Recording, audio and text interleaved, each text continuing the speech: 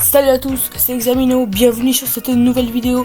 Aujourd'hui, cette vidéo n'est pas une critique sur un youtubeur, mais sur quelque chose qu'on appelle l'école, plus exactement le collège. Bref, vous avez compris, comme la rentrée a eu lieu il y a une semaine, c'est une vidéo spéciale à rentrée. Avant de commencer, abonne-toi, mets un like si cette vidéo te plaît et indique dans les commentaires la classe où tu viens de rentrer cette année. Les commentaires aident ma vidéo à être mieux répertoriée, donc plus de vues, ok. Ah oui, rejoins mon serveur Discord et essaye d'avoir le rôle secret. Le lien est dans la bio. Bon, assez parlé, bonhomme masqué, balance l'intro.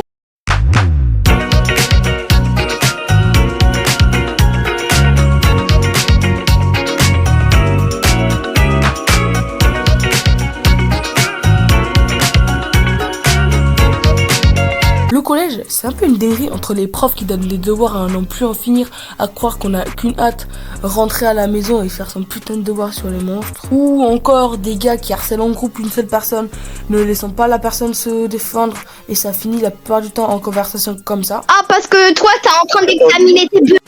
Vas-y, examine les gens. Vas-y, c'est ça. Fais-moi. J'en ai rien à foutre. Et l'administration et la vie scolaire qui font à moitié leur travail alors qu'ils sont payés pour ça. Bon, j'admets, dans mon collège, ce n'est pas les pires. Dans le lycée, c'est une dinguerie. Mais bon, ça sera dans une future vidéo de lointaine, sûrement à la prochaine rentrée. Bon, comme je n'aime pas faire des intros trop longues, on va commencer par citer les choses positives au collège, puis les choses négatives. Et après, vous aurez un guide d'examino pour survivre au collège. Voilà, parce que le collège, c'est dangereux. Alors, commençons par les points positifs du collège. Numéro 1. Les bons profs. Quand je parle de bons profs, je ne parle pas des profs qui ne font pas leur travail, vous laissez regarder vos téléphones, ils font leurs cours en laissant les élèves qui ne veulent pas travailler traîner comme des bébés sur leur téléphone. Ça, ce sont des profs qui vous laissent le choix et qui ne vous aideront pas. Ils font leurs cours, ceux qui vous rendent de bonnes notes, les autres n'ont rien à faire. Sauf que tu ne peux pas laisser un préado choisir son avenir s'il déteste l'école depuis tout petit. Et que si on lui dit fais ce que tu veux, il ne sera pas assez mature pour faire le bon choix. Non, pour moi, un bon professeur, c'est celui qui étudie les centres d'intérêt de la génération à qui il va enseigner et qui adapte son cours. Moi, par exemple, un prof comme ça, j'en ai qu'un seul. C'était un prof d'histoire géo qui faisait ses cours sous forme d'activité. Exemple, regarder des vidéos sur le PC, puis répondre à des questions. Et en révision, on faisait des QCM sur le cours. Et à l'évaluation QCM, bon, j'avais que des 17, 16 ou 18. C'est un truc de fou comment ce prof nous a facilité la tâche. Le seul et unique prof à faire ce type de cours. Bref, grâce à lui, au brevet d'histoire géo, j'ai eu 15. Je pense que cette personne m'a sauvé mon brevet. Mais si jamais vous passez par là, big up à vous. 2. Les vrais potes. Quand vous allez arriver au collège, vous allez avoir deux types de potes. Ceux qui se fichent de vous, qui seront potes avec vous que par intérêt. Par exemple, un téléphone, et dès que vous aurez cassé le téléphone, ils ne vous parleront plus jamais et vous traiteront comme une grosse merde qui coule par terre. Donc ça, c'est des faux potes. Et à l'inverse, vous aurez des vrais potes, des gens qui vous aideront à vous relever quand vous êtes plus bas, qui vous ne demanderont jamais rien en échange, avec qui vous avez fait les 400 coups, qui jamais ne vous jugeront, jamais ne vous critiqueront, à part dans des cas précis, jamais ne vous oublieront même après 1 an sans se voir, mais qui garderont toujours le même lien avec vous lorsqu'ils vous reverront.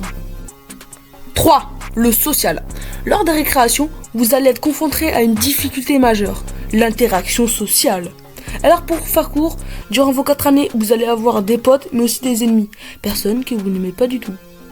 Du coup, durant votre scolarité, vous allez apprendre à vivre avec tout type de personnes et avoir des interactions positives et aussi négatives. Vous allez apprendre à vous retenir afin d'éviter de harceler accidentellement des personnes et aussi d'éviter de tabasser quelqu'un, ce qui équivaut à prendre sur soi. 4. Les grèves. Les Français sont connus pour être des râleurs, et nos profs aussi. Quand une loi proposée ne leur convient pas, les profs peuvent aussi faire grève et aller manifester. Ce qui signifie que le petit Titouan, au lieu d'avoir cours de 8 à 17h, aura 2 profs absents et finira à 14h. Du coup, Titouan et Quentin, il peut aller jouer à Fortnite. Attends, pourquoi je dis ça? Je suis bizarre, moi. Ok. Soit vous avez de la chance comme moi, en 4ème, l'année de 2021-2022, où il y avait la réforme de retraite, une grève ou 2 par semaine pendant 2 mois. Soit vous n'avez pas de chance et vous avez 2 grèves dans l'année.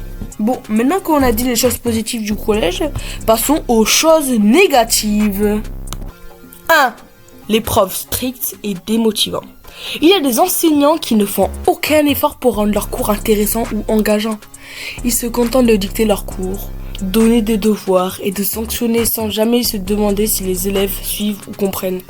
Avec ces profs, l'école peut vite devenir un cauchemar. Ils imposent une discipline de fer et ne laissent aucune place à la créativité ou à la discussion, ce qui peut démotiver les élèves et les amener à détester certaines matières. 2. La pression des notes. Le collège est souvent le premier endroit où les élèves commencent à ressentir une vraie pression liée aux notes. La compétition pour avoir les meilleures notes, la peur de décevoir ses parents ou de ne pas être à la hauteur peut vraiment peser sur les épaules des collégiens. Certains finissent par associer leurs valeurs personnelles à leurs résultats scolaires, ce qui peut être très nocif pour leur confiance en eux. 3. Les moqueries et le harcèlement. Malheureusement, le collège est aussi un lieu où les moqueries et le harcèlement sont fréquents. Que ce soit pour des raisons physiques, de personnalité, de niveau scolaire ou autre, il est facile de devenir la cible des autres. Ce type de comportement peut rendre la vie scolaire extrêmement difficile pour ceux qui en sont victimes. Et il est parfois compliqué de trouver de l'aide ou du soutien. 4. Le manque d'autonomie. Au collège, les élèves sont encore très encadrés et les règles sont souvent très strictes. On n'a pas beaucoup de liberté pour choisir ses matières, ses activités ou même parfois la manière dont on organise son travail. Cela peut donner l'impression d'être constamment sous surveillance, sans possibilité de s'exprimer ou de se développer à son propre rythme. 5. La fatigue entre les cours, les devoirs, les activités extrascolaires et parfois les trajets pour aller au collège, les journées peuvent être longues et épuisantes. Beaucoup de collégiens ont du mal à trouver un équilibre entre leur vie scolaire et leur vie personnelle, ce qui peut mener à une fatigue chronique, voire un épuisement.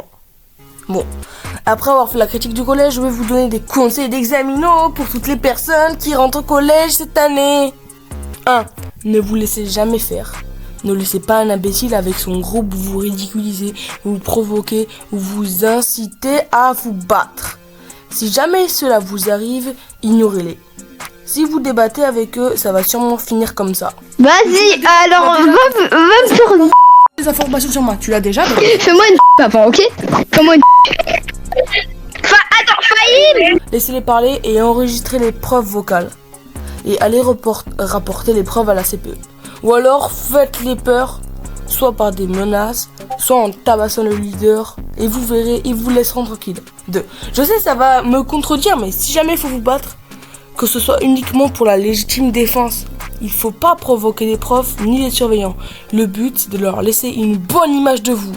Et lorsque vous serez obligé de vous défendre, dans l'enceinte de l'établissement, jamais à l'extérieur, il y aura sûrement une convocation chez le CPE pour voir ce qui se passe. Et comme la CPE sait que vous n'êtes pas un provocateur, elle vous pénalisera moins que la personne qui vous a harcelé, provoqué et qui s'est déjà fait remarquer. 3. Si vous voulez rentrer dans une section sportive, entraînez-vous et ayez de bonnes notes. Sachez qu'il existe des classes de niveau collège avec une section sport. C'est par sélection. Bon, je dis ça parce que, bon, sachez que j'ai eu une mauvaise expérience, je voulais rentrer dans une section sportive, mais bon, allez, on va pas débattre sur ce sujet. 4. Si jamais vous ne savez pas vraiment dans quoi vous voulez vous lancer, je vais vous donner un conseil de fou. En 5e, renseignez-vous sur le site de l'ONICEP dès la 5e afin de trouver des filières correspondant à vos passions et vos goûts. Ça veut dire, par exemple, vous aimez la pétanque et vous voyez un bac pro pétanque. Ça va vous intéresser. Du coup, il faudra vous renseigner, savoir comment y rentrer, quelle école il postuler. Ok? Donc, ce que je vous conseille, c'est de s'y renseigner tôt pour pouvoir faire la démarche au plus tôt possible pour avoir plus de chances d'être pris dans la filière que vous voulez. Bon, c'est une fun vidéo. Bonne rentrée à tous et surtout, abonne-toi. Rejoins le Discord dans la description. Et comme vous aimez beaucoup ma musique, je vais te mettre la musique que t'aimes bien. Avec Examino, c'est la vérité qui est exaltée. Alors, à la fin, abonne-toi, rejoins son univers, c'est là que ça se passe avec Examino. T'as des dramas sincères, chaque vidéo c'est une nouvelle aventure. Avec Examino, t'as know-how et futur.